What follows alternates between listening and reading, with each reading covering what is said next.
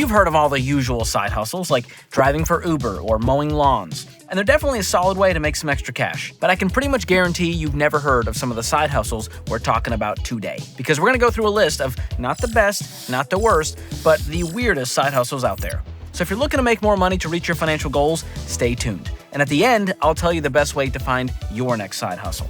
And be sure to hit the like and subscribe buttons and share this with your weird friend. And if this video was shared with you, well, now you know.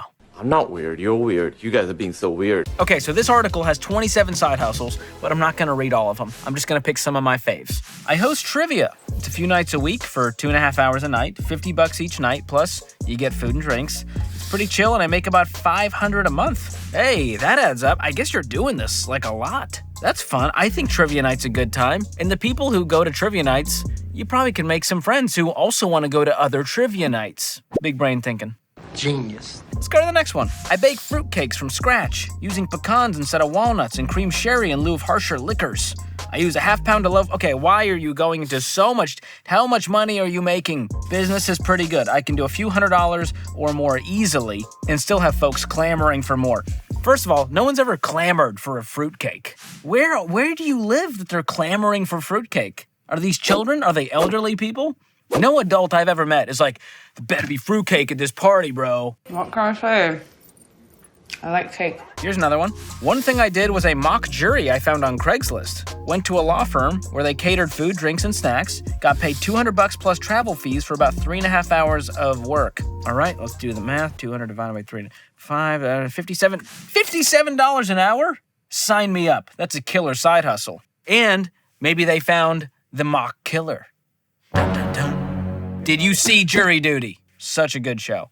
That man is a national treasure. Always something crazy that comes up. This is literally feels like reality TV. Next one. I worked as a victim for a military training drill. $100 a day, paid in cash. Little sketchy? We'll continue. If you did all 3 days of the exercise, you got an extra $25. They're coming back to my area in 2 months. Now, I don't know how long this takes, because, you factor this in, $100 divided by 8, that's $12.50 an hour. I mean, you can go work retail and make more than that, but this one is unique and strange, and I hope you weren't actually injured. If it's a military training drill and you're a victim, what are they doing to you, man?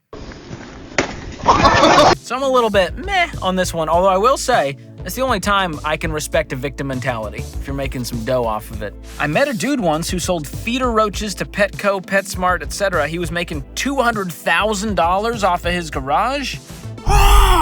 It's just filled with roaches? And they're just breeding constantly? Just more roaches. Disgusting. I don't think there's a number that is worth it for me to live in a roach-infested house on purpose for money. And Petco, you're sick freaks. I don't know what you're doing with those roaches. I don't like it, whatever it is. Feeding them to other creatures? What eats roaches? Snakes? Do woodland animals eat roaches? I don't know. Here's a good one. I have a flea market booth. Most lucrative part is freeze-dried candy I buy from a local business. Buy in bulk, 100% markup, so they're doubling the price, and I still sell a crap load of candy. All right, hey, I feel like people at a flea market are excited to get ripped off for the pleasure. They're just like, ooh, they have the freeze-dried candy here. You can just buy it at a normal store, but when you're at a flea market, you're like, I'll pay $17 for that, even though I could buy it for $8. What a deal. You're doing it for the gram, let's be honest. That's why you're going to the flea market. But wait, there's more. I watch for class action lawsuits and join when I qualify. I've made a few hundred the past couple of years, but my main motivation is how tickled my husband gets when a random check arrives. I'm always looking for ways to impress him. LOL. Are you okay? You're always looking for ways to impress him? This marriage is just hanging on by a class action thread. I want you to know that. Boom. Roasted. But this one, I don't think the juice is worth the squeeze on this one. It takes months and months and months and months for one of these claims to actually come through and for you to get a measly check, because there's a million other bozos who also wanted their measly check. But hey, good for you. Glad you're okay. You survived whatever ailed you from this class action lawsuit. Next up, I teach English online, basically just chat with people. That feels like the opposite of just teaching. I feel like teaching, you should teach, not just talk. Okay, one of them's a kid where we do a 50-50 reading and watch Pokemon and Godzilla? So I get paid minimum wage to watch Pokemon and old Godzilla. No, this isn't worth it. This is a weird thing. You're just hanging out with kids on the internet watching Pokemon? I don't understand how this is even a real job. There's no way you keep this job after they find out you've just been watching Godzilla movies. They can do that on their own without you there. The point is you're actually helping to teach, not just being a buddy. It's not a pen pal where you watch movies, although that I would sign up for. Movie pal. I'm telling you, it's $1 million idea. My partner and I did valet for college football games. We got paid hourly, about $11 an hour at the time, but the tips at the end made it worth it.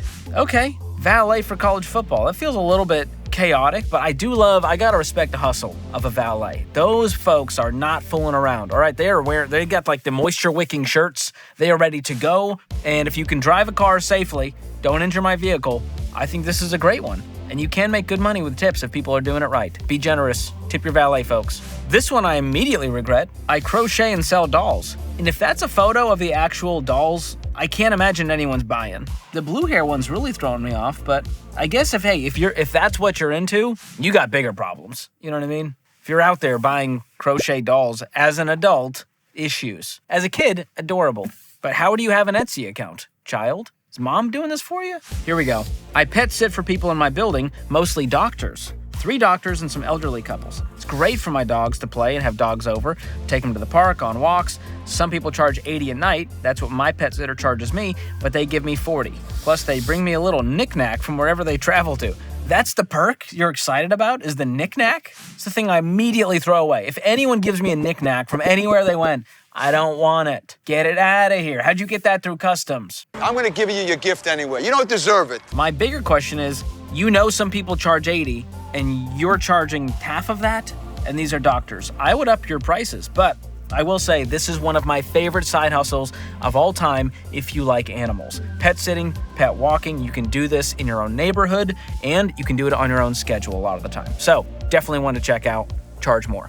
Not that weird, but I model for art classes. I have a full-time job, but I usually do classes a month and get paid in cash, which is nice. How many classes? You do classes a month? Is it 1 or 7? More detail would have been helpful here. But you get paid in cash, which is nice. I'm going to say this one it actually is a little weird to model for an art class. It would be uncomfortable for me personally because I'm self-conscious. But hey, if you're clothed, I think that helps. Fair point? Moving on from that visual, you know what else is weird? That you're fine with leaving money on the table by keeping your savings in a normal, pathetic, low-interest savings account with some brick-and-mortar bank. Because instead, you could be earning top-tier rates with a high-yield savings account from Laurel Road, one of the sponsors of today's episode. With Laurel Road, there's no minimum deposit, there's no fees, and your savings are FDIC insured. And if you're ever craving human connection, which I often do, they have real-life people in their premium care team that are ready to help. Although I sometimes just call just to say hello. Get started today by going to laurelroad.com/George or click the link in the description below. And while you're out there hustling and juggling all these odd jobs to make some extra cash, you probably don't have time to deal with scammers and spammers. And that's where Delete Me comes in, another sponsor of today's episode. They do the hard work for you to clean up your digital footprint and give you peace of mind. They'll send you a report showing you where they found and removed your info and how much time they've saved you. So far, I'm at 77 hours of time saved, beat my record. And they've cleaned my info from 250 data broker sites. So if you're tired of your phone blowing up with texts and robocalls and spam emails, you can get 20% off by going to joindeleteme.com/George or click the link in the description. Back to the list. I sell items I find in the alley. Yeah, that would definitely fall into the category of weird. Really nice stuff. I have a Poshmark inventory, over 450 items, have sold well over 1,000. No one would ever guess where this stuff came from. I'm going to guess now. I'm going to make sure I never shop from you, man. You just found it in an alley? There's 14,000 questions I have before I buy something that was found in an alley. I only list items that are basically new or perfect condition. What alley? Is this like a special alley where people are just dropping off new items for you? All right, but hey, it says he's got 0 overhead, 100% profit. You know what?